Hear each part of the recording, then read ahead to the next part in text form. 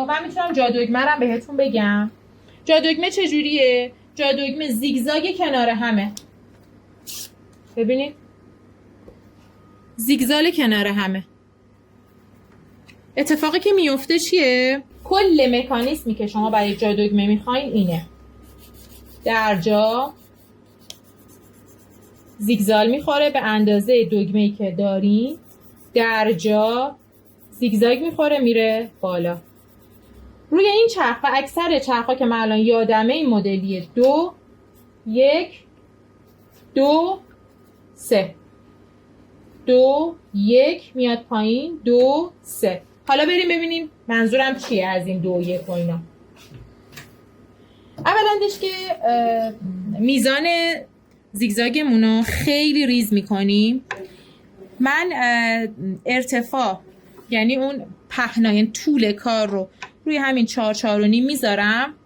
میبریمش اینو روی اسمون. ببخشید میبریمش روی 1 2 3. این سه تا حالت جادوگممونه. ببینید من روی 1 و 2 3 که تغییرش میدم سوزنمون رو ببینید جاش متفاوت میشه. خب یه پایه خاصم داره دیگه. این پایه رو بهش میگم پایه جادوگمه. میخوایم جادوگمه بزنیم. گفتم چی طبق این 2 1 2 3. یه ببینیم یعنی چی. این 2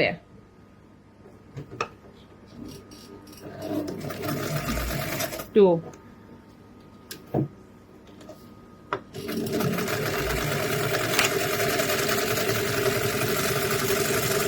1 مجدد 2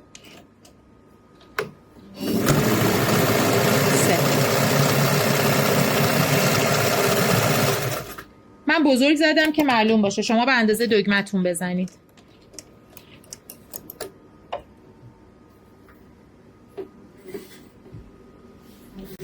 وقتی هم که میخوایم بازش کنی یه بشقاب برمی‌دارین و یک سوزن تهیه بالای کار رو اینجوری کور میکنید.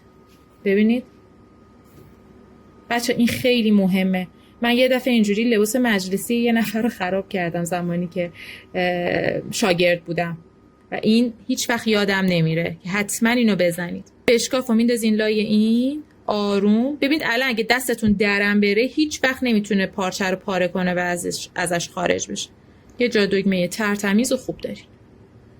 نخا رو ببینید میزان طول زیگزاگتون رو با این اهرم پایین وقتی که من گذاشتم رو 4 و 5 اینو به هم داد.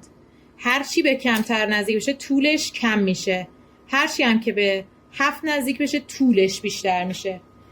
شما با این اهرم دارین میزان بسته و باز بودن. ببینید میزان بسته و باز بودن رو انتخاب میکنید که باز بزنه یا بسته بزنه. ولی با این دارید طول رو مشخص میکنید که به چه طولی بزنه. خب بچه ها جادوگمه رو گفتیم.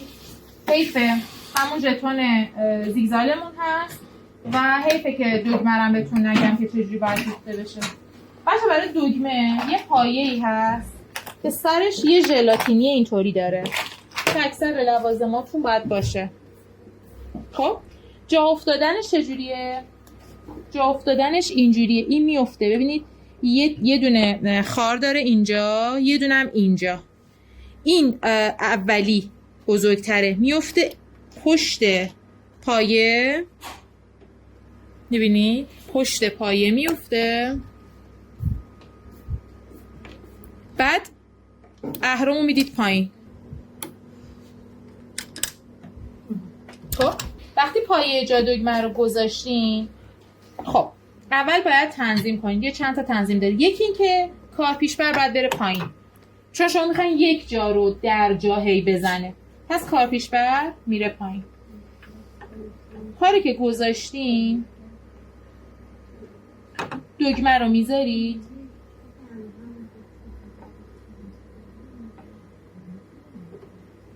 میدینش پایین. این سفت میشه. اول میاین مطمئن میشید که دقیقاً ببینید کجا داره میخوره. پس من باید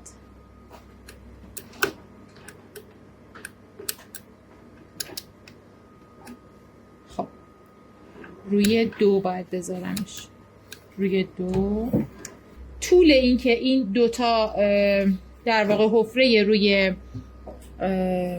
دگمه چقدر باشه با این مشخص میشه که چون طول زیگزالمون با این قرار بود که مشخص بشه. ما اینجا میزنیم، بعد میام امتحان میکنم. پس الان اوکیه. پامو میذارم روی کار، جا دگمه بزنم. دگمه بعدی یک بار تنظیمش میکنیم و فقط دگمه رو که زیرش میذاریم و میدوزیم. حالا اگه دگمه بزرگتر بود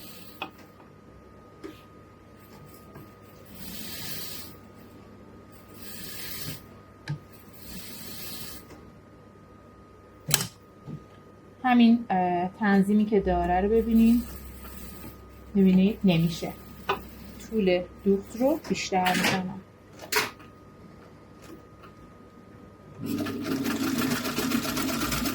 به همین راحتی. نکتهش اینه که کارپیشبر پایینه.